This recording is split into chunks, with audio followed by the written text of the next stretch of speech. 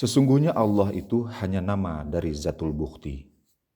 Barang siapa yang tidak mengenal zatnya, sesungguhnya ibadahnya hanyalah menyembah kekosongan.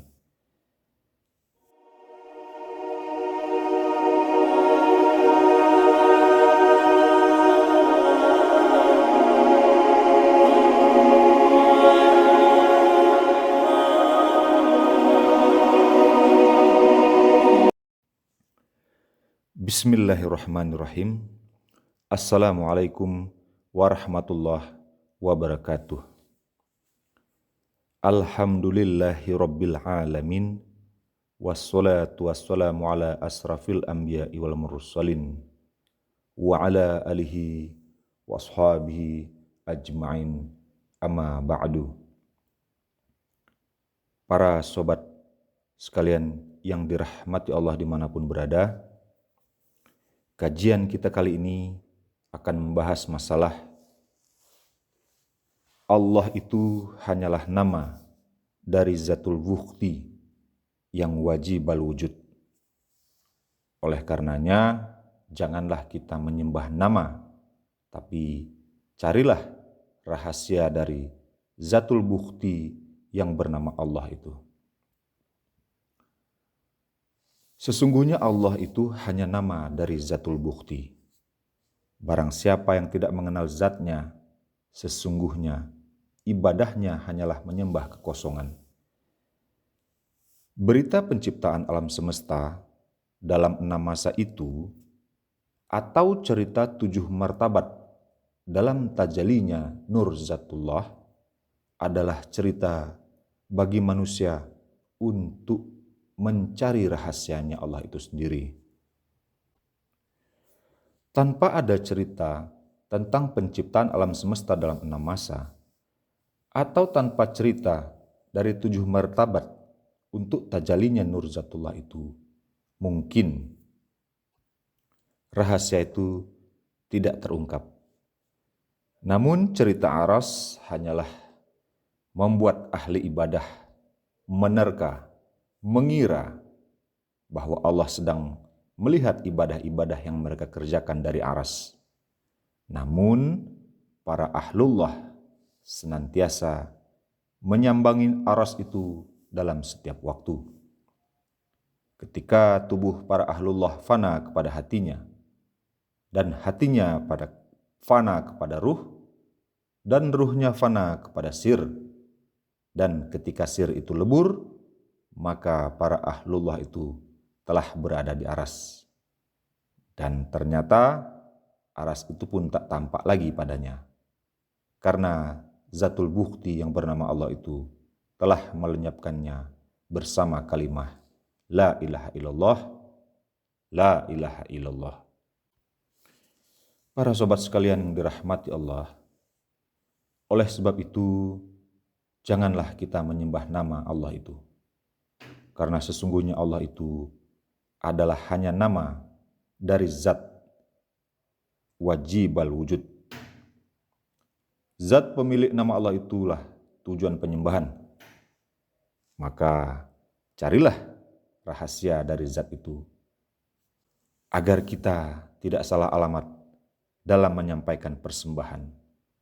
Karena sesungguhnya zat itu dengan dirimu itu dikatakan jauh tapi tidak berjarak, dikatakan dekat tapi sesungguhnya tidak bersentuhan. Lantas rahasianya di mana? Itulah yang perlu kita ungkap. Lalu bagaimana mau terungkap jika kita tidak menempuh jalan? Lantas jalan apa yang perlu ditempuh?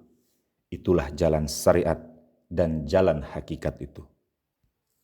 Ilmu ini sebenarnya tidak tinggi bagi yang mencari. Ilmu ini sebenarnya juga tidak sulit bagi jiwa-jiwa yang rindu dengan Rabb-nya. Namun ilmu ini memang tidak bisa dimiliki oleh hati-hati yang mati. Sebagaimana dikatakan oleh para ahlullah, dunia ini hanya nyata bagi orang-orang yang hatinya terhijab. Namun dunia ini ternyata palsu bagi pemilik hati-hati yang dekat dengan Allah. Bagi para ahlullah, sesungguhnya dunia ini hanyalah tipuan. Namun, bagi orang-orang yang tertipu, dunia ini adalah miliknya selama-lamanya. Para sobat sekalian dirahmati Allah dimanapun berada, saya ingin mengatakan kalimat-kalimat rindu untuk para sobat semuanya. Kesadaran diri kita pada diri sendiri setiap hari, walau hanya 1 menit saja, itu adalah jalanmu dalam memecahkan rahasia ilahi ini. Maka bertafakurlah. Niat kita itu adalah rahasianya irodat. Gerak kita itu adalah rahasianya kudrat. Rasa kita itu adalah rahasianya Rasul, sedangkan hamba itu adalah kekasihnya Allah. Iqra bismi rabbikalazi khalaq. Inilah rahasia kosong dari segala-galanya. Maka bacalah dirimu. Jika kita tidak belajar mengenal, tidak mungkin kita mendapatkan rasa.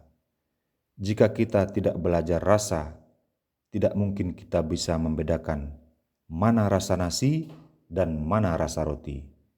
Untuk menemukan hakikat tanpa berjalan, itu sama dengan menyembah angan-angan. Maka kuburlah angan-angan itu agar kita tidak menyembah kekosongan. Orang yang belajar syariat dan hakikat itu adalah orang yang ingin mendekatkan diri kepada Allah.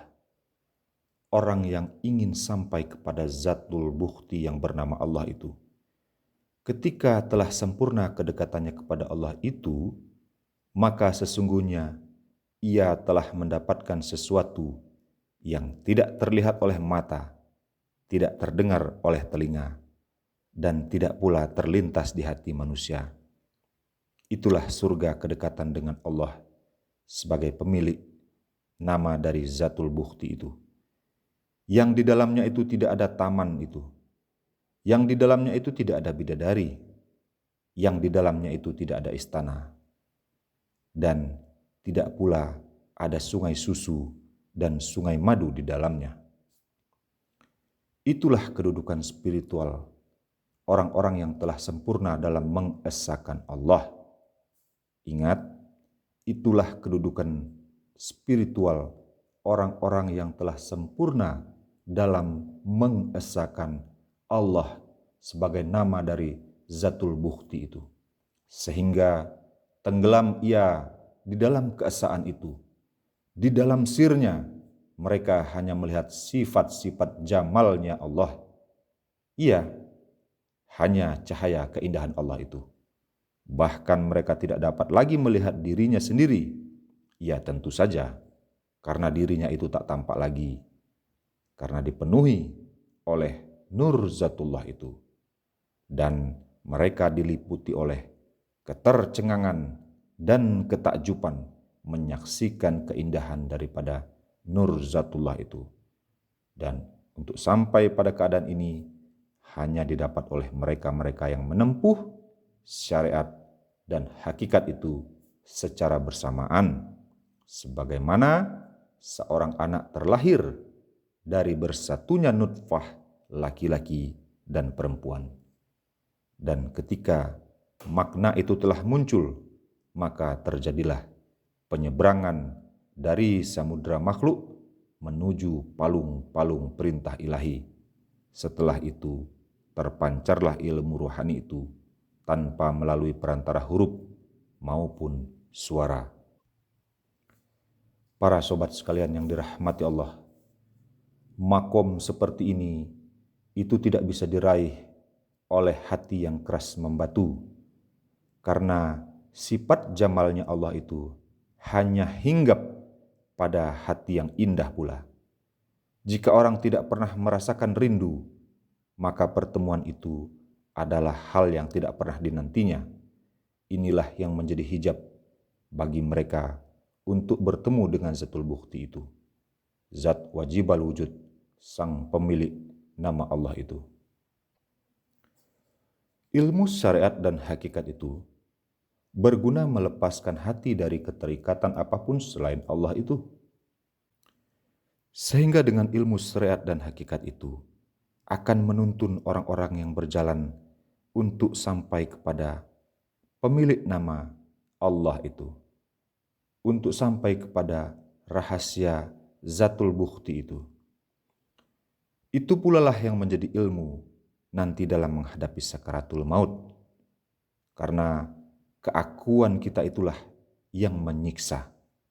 Sampai-sampai kalau kita tidak dapat melepaskan semua hak-hak yang bukan menjadi milik kita, maka niscaya malaikat pencabut nyawa akan menarik-narik hak miliknya Allah yang diakui oleh manusia itu.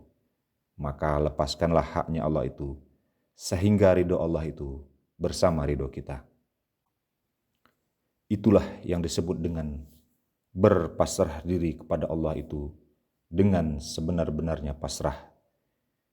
Ini memang tidak akan dimengerti jika yang hatinya mati itu terus membatu, karena yang nampak adalah sifat-sifat hewani.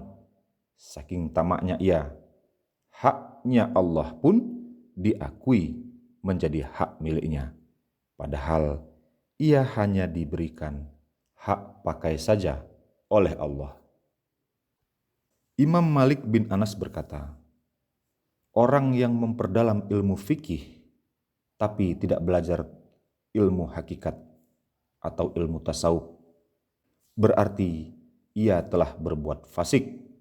Sedangkan orang yang belajar ilmu hakikat tapi tidak menjalankan fikih, maka sesungguhnya ia telah berbuat zindik. Sedangkan orang yang mengamalkan kedua-duanya, yaitu ilmu syariat dan ilmu hakikat, berarti dia telah menjalankan agama Islam itu secara benar. Ini pula lah yang dimaksud dengan kesempurnaan insan kamil itu pada pelajaran ilmu Islam, ilmu iman, dan ilmu ihsan. Kajian dasar untuk menuju Allah itu adalah rasa dari kolbu. Dengan rasa itu dapatlah merasakan zaukiyah. Dengan rasa itu akan melahirkan kesadaran. Dari kesadaran itu akan melahirkan kepahaman.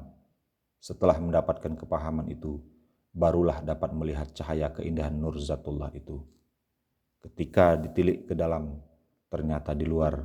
Setelah dicari di luar, ternyata ada di dalam. Siapa yang ada di luar, ternyata yang di dalam. Dan yang di dalam itu adalah bagian dari keindahan Nur Zatullah itu sendiri. Untuk mencapai tajalinya Allah ini, diperlukan ketekunan. Bukan hanya itu, jalan yang harus dilaluinya, beberapa lembah dan jurang, perjuangan demi perjuangan, kesungguhan, lapar dan dahaga, yang diistilahkan jurang fana, fanaul fana, fana fillah, waba qobillah. Sesungguhnya Allah itu menuntun siapa-siapa yang dikehendaki untuk sampai kepada Zatul Bukhti yang bernama Allah itu, maka berharaplah diri kita ini agar dapat dituntun Allah. Karena itu sesungguhnya kita telah membuka hati kita untuk dapat menerima hidayah itu. Dan semoga Allah dan Rasul-Nya memudahkan kita untuk menemukan Zatul Bukhti, sang pemilik dari nama yang agung itu, yaitu Allah Subhanahu wa Ta'ala. Amin, amin ya Allah, amin ya Rabbal Alamin. Wa billahi taufiq wal hidayah. Wassalamualaikum warahmatullahi wabarakatuh.